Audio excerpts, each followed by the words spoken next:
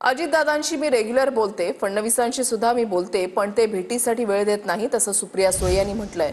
तर मुख्यमंत्री फडणवीस महाराष्ट्रामधील जनतेला वेळ देतात या शब्दात केशव उपाध्ये यांनी प्रत्युत्तर दिलंय. एका मेसेजवर देखील फडणवीस काम करतात असं केशव उपाध्येंनी म्हटलंय.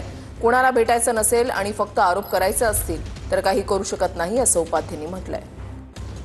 दादांशी मी रेग्युलरली बोलते, एका सशक्त लोकांच्या आणि देवेंद्रजींशीही बोलते, एकनाथ शिंदेंशीही बोलते आणि दिल्लीतल्या सगळ्या मंत्र्यांशी मी बोलते आणि मी ते फोटोही ट्विट करते. मी कोणाला हुड बीड घालून मी भेटत नाही.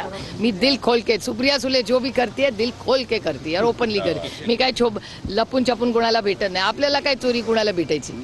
त्याच्यामुळे मी व्यवस्थित सगळ्यांना भेटते आणि भेटल्यावर माझे फोटोही मी ट्विट करते.